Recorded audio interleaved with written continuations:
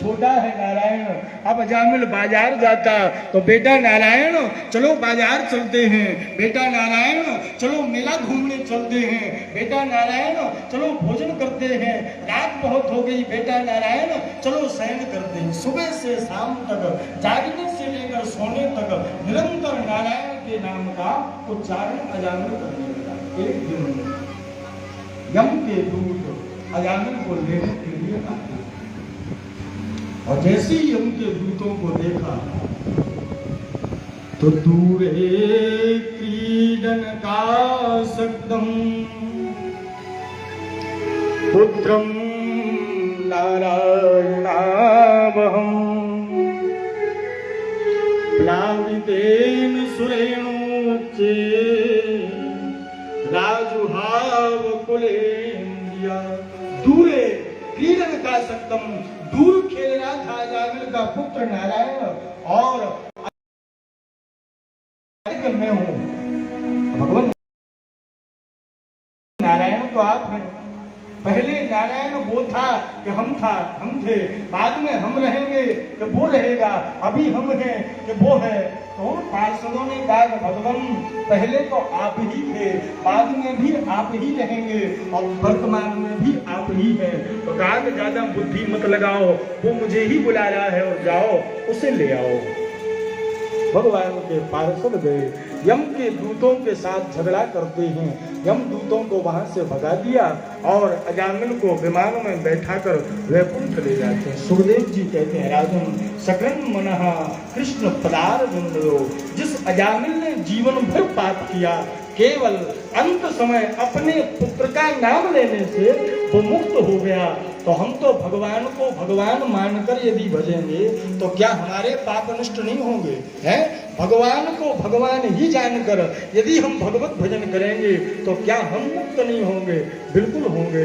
लेकिन भजन करो तो राजन राजा सुखदेव जी के तो हिरण्यकश्यप को मारने के लिए कैसे भगवान ने कौन सा अवतार धारण किया, वो कथा सुनाने की कृपा करें। सुखदेव जी कहते हैं राजन हिरण्यकश्यप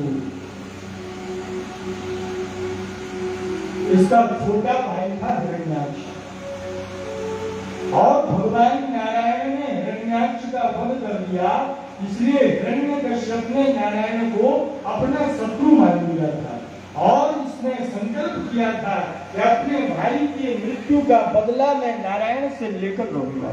आज अपनी पत्नी कयाधु को समझाकर और जंगल में तप करने के लिए जा रहा है। पत्नी से बोला देखो हम तपस्या करने जा रहे हैं, 1000 वर्ष भी लग सकते हैं, 10-20 वर्ष में भी ब्रह्मदेव प्रसन्न हो सकते हैं। जब तक ब्रह्म प्रसन्न नहीं होंगे तब तक मैं नहीं लौटूंगा। तो घबराना मत, वरदान लेकर ही मैं आऊंगा। चल दिया, जंगल में पहुंचा और तप करने के लिए जैसे ही बैठा तो देवताओं ने विचार किया कि यदि इसने ब्रह्मा जी को प्रसन्न कर दिया तो ब्रह्मा जी तो बड़े भोले हैं, कुछ भी मांगेगा तो ब्रह्मा जी दे देंगे। तो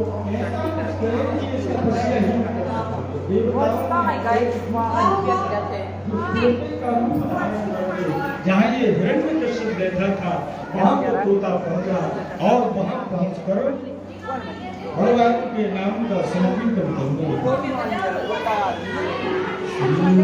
नारायण नारायण नारायण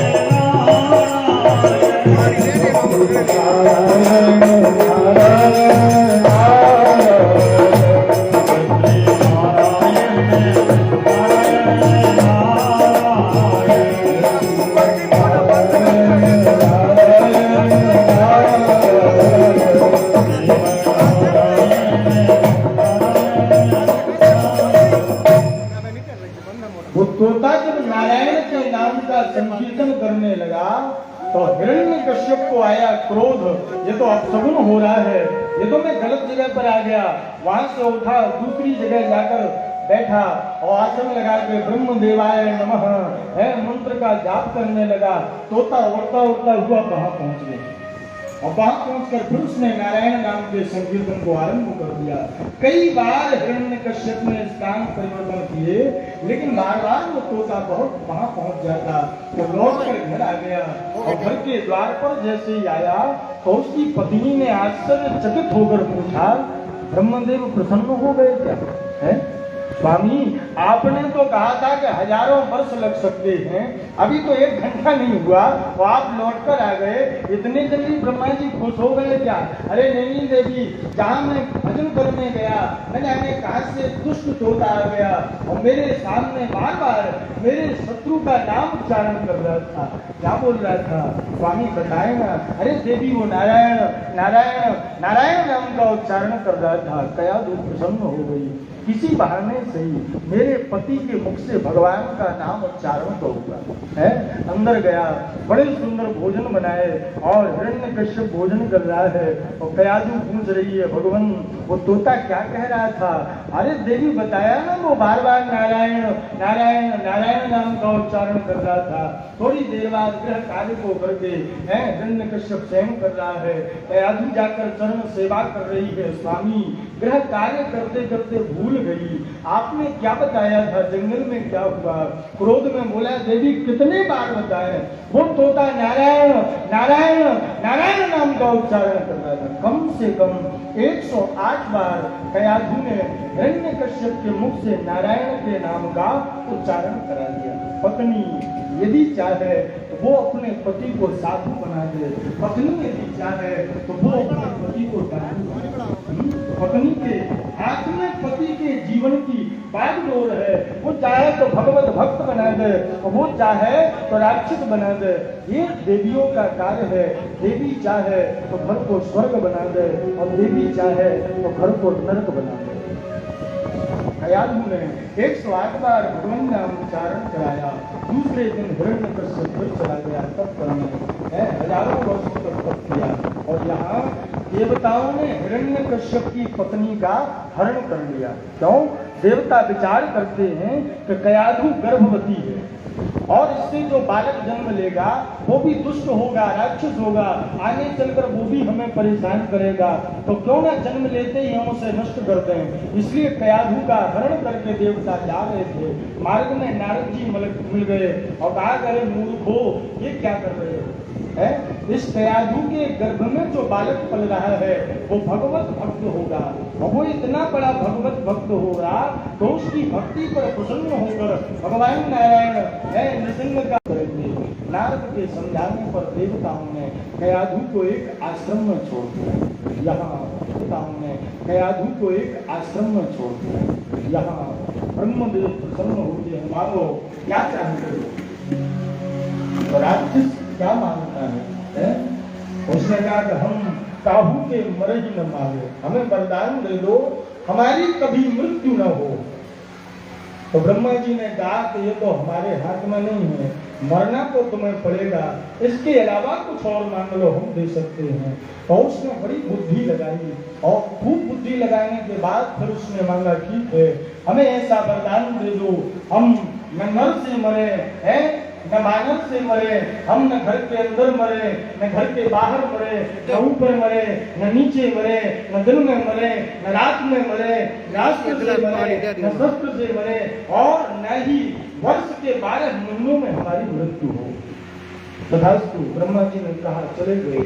और यहाँ जब ये लौट कर आया तब तक प्रहलाद का जन्म हो चुका था और इसे आते ही इसने प्रहलाद को विद्या अध्ययन करने के लिए गुरुकुल भेजा। इसने अपने ही नाम से गुरुकुल खोल रखा है, हिरण्यकश्यप दानव विश्वविद्यालय। और वहाँ है कौन? बोले शुक्राचार्य जी के पुत्र, एक का नाम है शंड और दूसरे का नाम है कमक। ये दोनों वहाँ राक्षस बालकों को शिक्षा देते हैं। प्रहलाद जी वहां गए। 1 वर्ष तक उन्होंने अध्ययन किया। 1 वर्ष के बाद जब लौटकर आए प्रहलाद जी, तो इसने हिरण्यकश्यप ने गोद में बैठाया और प्रहलाद से पूछ रहे हैं, बेटा तुमने गुरुकुल में कौन सी शिक्षा प्राप्त की, मुझे बताओ। तो प्रहलाद कहते हैं, पिताजी धनानि भूमो पशवो हि गोष्ठे नारी गृहद्वारी सखा श्मशाने देहश्चितायां परलोकमार्गे धर्मानुगो गच्छति जीवैका। हे पिताश्री, धनानि भूमो है, उस समय लोग धन को भूमि में गाड़ कर रखते थे, इसलिए प्रहलाद जी कहते हैं, पिताजी ये धन भूमि में गड़ा रह जाएगा, साथ में जाने वाला नहीं है। आज के लोग बैंक में रखते हैं तो वो धन बैंक में रखा रह जाएगा, जब आप मरोगे तो वो धन साथ में जाने वाला नहीं है। बस वो ही दोष को उस समय हाथी घोड़े यही साधन हुआ करते थे, वो दोष में बने रह जाएंगे।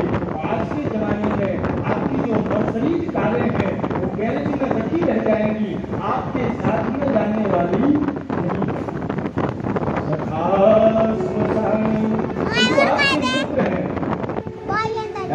ये कहाँ तक जाएंगे, बोले शमशान घाट तक आपके साथ जाएंगे, तो आपकी अच्छे की बातें करेंगे, तो बुरे की चर्चा करेंगे हैं, और वही शमशान से लौट कर आ जाएंगे। ये मित्र भी साथ जाने वाले थे।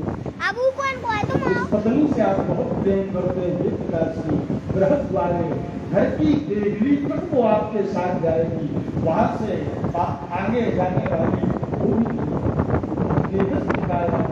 आपका जो ये शरीर है ये अग्नि में जलकर राख हो जाएगा, ये भी आपके साथ जाने वाला नहीं है। धर्मानुगो गच्छति जीवैका, राम भजो सब धर्म कर्म ही अंतिम साथ निभाएगा, सोच समझ ले रे मन मूर्ख आखिर में पछताएगा। हे पिताश्री, भगवान नारायण के नाम का भजन करो, धर्मानुगो गच्छति जीवैका, वही नाम हमारे साथ जाने वाला है और कुछ भी साथ जाने वाला नहीं है। जैसे ही हिरण्यकश्यप ने सुना, प्रहलाद को उठाकर फेंक दिया जमीन पर और अपने सैनिकों को आज्ञा दी, जाओ इस दुष्ट को मार डालो। हाथियों के नीचे घुसलवाया गया, जलते हुए अग्नि में खौलते हुए कड़ाहे में डाला गया है, कई वर्षों तक जेल में बिना अन्न जल के रखा गया, लेकिन प्रहलाद जी मरते नहीं। एक दिन हिरण्यकश्यप बैठा है चिंतक, तो इसकी एक बहन आई है जिसका नाम है होलिका। उसने कहा, भैया आप चिंता मत करें, मैं प्रहलाद को मारूंगी। तुम कैसे मारोगी? सारे प्रयत्न कर लीजिए, ये दुष्ट मरताएंगे, तुम कैसे मारेगी? और उसने कहा कि पिता सही है भैया, हमने भगवान सूर्य की उपासना की और भगवान सूर्य ने प्रसन्न होकर हमें ये चादर दी है, और इस चादर का ऐसा प्रताप है कि ये चादर ओढ़कर यदि हम अग्नि में बैठ जाएं तो अग्नि हमें जला नहीं सकती। आप लकड़ियों की व्यवस्था करें और उस लकड़ियों के ढेर पर प्रहलाद को गोद में लेकर मैं बैठूंगी, मैं ये चादर ओढ़ लूंगी, अग्नि मुझे नहीं जला सकती, प्रहलाद जलकर राख हो जाएगा। हिरण्यकश्यप ने सारी तैयारियां की, आज होलिका बैठी है आग लगाने की आज्ञा दी, लेकिन जाको रात में साइया मार सके न कोई है, उसकी बुद्धि भ्रमित हो गई होलिका की, और जो चादर उसे खुद ओढ़नी थी वो चादर उसने प्रहलाद को ओढ़ा दी, आग लगा दी, होलिका जलकर राख हो गई, और प्रहलाद जी उस राख में बैठे भगवत भजन कर रहे थे। आज हिरण्यकश्यप ने बुलाया और उसे डांटते हुए कहा, तू दिन रात जिन नारायण के नाम का उच्चारण करता है, मुझे बता वो नारायण है कहाँ? प्रहलाद जी ने कहा, पिताजी ये प्रश्न ही गलत है, ये प्रश्न ही गलत है कि वो नारायण कहाँ है। यदि प्रश्न करना है तो ये करो कि वो नारायण कहाँ नहीं है। वो नारायण प्रत्येक कण में, प्रत्येक क्षण में और प्रत्येक समय है। हर जगह मेरा नारायण है, ऊपर नीचे आगे पीछे अगल बगल अंदर बाहर जहाँ भी देखो सब जगह मेरा नारायण है। वही एक खम्भ था, उस स्तंभ को देखा और हिरण्यकश्यप ने कहा इस खंभे में क्या तेरा नारायण है? हाँ मैंने कहा ना वो हर जगह है, तो इस खंभे में भी है। क्रोध करके हिरण्यकश्यप है हाथ में गदा ली और उस गदा का जैसे ही उस खंभे में प्रहार किया वो खंभा फट गया और खंभ के फटते ही भगवान नृसिंह प्रकट हो जाते। बोले नृसिंह भगवान की।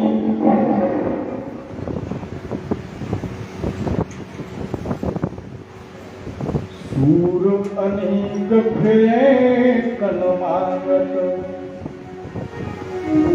सूर अनेक फिरे कणमागत, ते पद सूर सुस्वाद कहाँ। पुनिताल मंजीरा, पुनिताल मंजीरा लिए फिरती, पुनिताल मंजीरा लिए फिरती,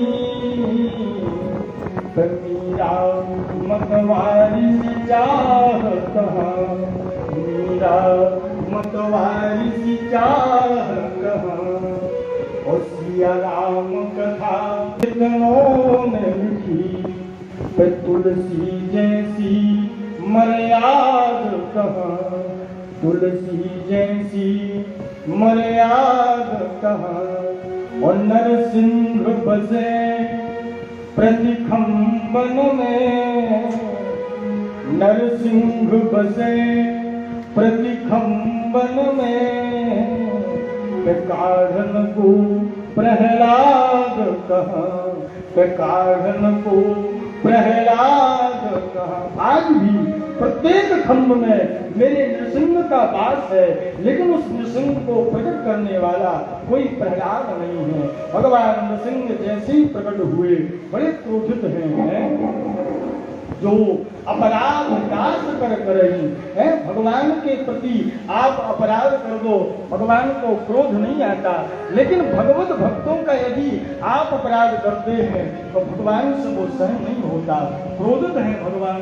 और हिरण्यकश्यप को उठाया, दोनों हाथों पर लेकर घर के द्वार पर पहुंचे, देहली पर बैठ गए, अपनी जंघाओं पर उसे लिटा दिया और कह रहे हैं हिरण्यकश्यप तेरे पाप का घड़ा भर चुका है, तेरा अंतिम समय नजदीक आ गया। वो हंसता है, नहीं मैं ही मरूंगा, मैं नहीं मर सकता। क्यों? मैंने ऐसा वरदान मांगा है कि मेरी मृत्यु नहीं होगी। तो भगवान ने कहा सारी तैयारी करके आए हैं भैया, आज तो तुम्हें मरना ही पड़ेगा। है बैठे कहाँ है भगवान? घर की देहली पर। कोई बच्चा यदि देहली पर बैठ जाए तो माता कहती है सास की मूड है, वहां मत बैठो। है वो कोई सास की मूड नहीं है, वो भगवान नृसिंह की आसन है, इसलिए उस पर हमें नहीं बैठना चाहिए, उस पर हमें पैर नहीं रखना चाहिए। वो भगवान नृसिंह की आसन है। भगवान नृसिंह देहली पर बैठे। हिरण्यकश्यप ने कहा मैं नहीं मरूंगा। क्यों नहीं मरोगे? मैंने वरदान मांगा है, न घर में मरूं, न घर के बाहर मरूं, न ऊपर मरूं, न दिन नीचे मरूं, न दिन में मरूं, न रात में मरूं, न अस्त्र से मरूं, न शस्त्र से मरूं, न नर से मरूं, न सिंह से मरूं, और न परस के 12 महीनों में मरूं। मैं नहीं मर सकता। भगवान ने कहा कि अब तो तू मरेगा बेटा, ध्यान से आंखें खोल और देख, न तू घर के अंदर है, न घर के बाहर है, बीच देहली पर है, न तू ऊपर है न नीचे है, मेरी जंघाओं पे है, न दिन है न रात है, सायंकाल का समय है, न अस्त्र है न शस्त्र है। देख मेरे ये जो बड़े बड़े नख है, इन्हीं से मैं तुझे चीरूंगा, नहीं मरूंगा। क्यों? मैंने वरदान मांगा था न किसी मनुष्य से मरूं, न पशु से मरूं। ठीक से देख, ज्ञान से देख, है न मैं नर हूं न पशु हूं। भगवान का सर है सिंह का और धड़ है नर का, इसलिए भगवान का नाम है नृसिंह। मैं नर भी नहीं हूँ और सिंह भी नहीं हूँ, और मैं नर भी हूँ और सिंह भी हूँ, इसलिए तू तो मरेगा। नहीं मरूंगा। क्यों? क्योंकि मैंने वरदान मांगा है, मैं वर्ष के 12 महीनों में नहीं मरूंगा। भगवान ने कहा पूरी व्यवस्था करके आए हैं, मैंने 13वें महीने का निर्माण कर दिया और उसका नाम है पुरुषोत्तम महीना है।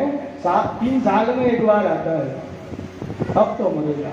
अपने हाथों से भगवान ने उसके हृदय को चीर दिया और उसकी अंतड़ियों को निकालकर अपने गले में माला की तरह धारण कर ली और हिरण्यकश्यप तो मारा गया, लेकिन भगवान नृसिंह का क्रोध शांत नहीं होता। देवता ब्रह्मा जी से कहते हैं कि भगवान यदि ये क्रोध शांत नहीं हुआ तो पृथ्वी पर प्रलय आ जाएगा। तो ब्रह्मा जी ने कहा कि क्या करें, कैसे क्रोध शांत हो? तो कहा कि अच्छे क्रोधी क्यों न हो, यदि पत्नी सामने आ जाए तो सब सरेंडर हो जाते हैं। लक्ष्मी जी से कहो, वो उनको शांत करेंगी। माता लक्ष्मी से प्रार्थना की गई और लक्ष्मी मैया ने कहा कि बिल्कुल 2 मिनट में ठीक हो जाएंगे, हमें पहुंचने तो दो। और जैसे ही लक्ष्मी मैया वहां पहुंची और भगवान नृसिंह के स्वरूप को देखा तो माता ने ऐसी दौड़ लगाई कि दूसरी सांस जाके वैकुंठ में हुई। देवताओं ने कहा मैया क्या हुआ? तो हमने तो सोचा था कि वही कमल नयन होंगे, हैं वही लक्ष्मी नारायण होंगे, हम थोड़े ही जानते थे कि बब्बर शेर बनकर बैठे, अब क्या करें? तो प्रहलाद को देवताओं ने कहा भैया तुम जाओ। और प्रहलाद जी जैसे ही गए तो भगवान नृसिंह ने प्रहलाद को उठाया, अपनी गोद में बैठाया और प्रहलाद से प्रेम कर रहे हैं। एक पशु अपने बच्चों से कैसे प्रेम करता है? आपने देखा हो गाय है, जब गाय के हृदय में बड़ा प्रेम उमड़ता है तो वो अपनी जिह्वा से अपने बछड़े को बार बार चाटती है। तो भगवान नृसिंह ने प्रहलाद को गोद में बैठा लिया और अपनी जिह्वा से उसके गाल को चाट रहे हैं और कह रहे हैं बेटा मैं बड़ा खुश हूँ, बड़ा प्रसन्न हूँ, कुछ वरदान मांग लो, मैं तुम्हें कुछ देना चाहता हूँ। प्रहलाद जी ने कहा भगवान क्वाहं रजा प्रभवैष तमोऽधिकेऽस्मिन् जाता सुरेन्द्रकुले क्वकवानुकं न ब्रह्मणो न भवस्य न वै रमाया यन्मे पिता शिरसि पद्मकरा क्वाहं। भगवान आप कहते हैं कि मांग लो, लेकिन मैं कहता हूं कि मांगने को रह ही क्या गया है? आप बताइए भगवान, इस गोद में कभी आपने ब्रह्मा को बैठाया क्या? इस गोद में कभी माँ लक्ष्मी को बैठाया क्या? नहीं बैठाया। अरे मुझे तो वो मिल गया ब्रह्मा दया, जो कभी ब्रह्मा को नहीं मिला, जो कभी माता लक्ष्मी को नहीं मिला, मुझे तो वो मिल गया। मैं आज जगतपति की गोद में बैठा हूँ, जन्मे करा है आपने अपना कर मेरे सिर के ऊपर रखा हुआ है, अब मुझे क्या चाहिए? सब कुछ तो मिल गया भगवान। कहा मैं रजोगुण से उत्पन्न है ये राक्षस शरीर और मेरे जैसे राक्षस को आपने अपनी गोद में बैठाया, मेरे जैसे राक्षस के सिर पर आपने अपना हाथ रखा, सब मिल गया, अब कुछ भी मांगने की इच्छा नहीं है। नहीं प्रहलाद कुछ तो मांग लो, मैं बड़ा खुश हूं, मैं तुम्हें कुछ देना चाहता हूँ। तो प्रहलाद कहते हैं भगवान यदि देना ही है तो इतना दे दो, मेरा पिता बड़ा दुष्ट था, बड़ा अत्याचारी था, बड़ा पापी था, उसकी दुर्गति न हो, उसे सदगति प्राप्त हो जाए। प्रहलाद की प्रार्थना कर रहे हैं। क्या वह स्वभाव पहला सरकार अब नहीं है, स्वभाव पहला सरकार अब स्वभाव पहला सरकार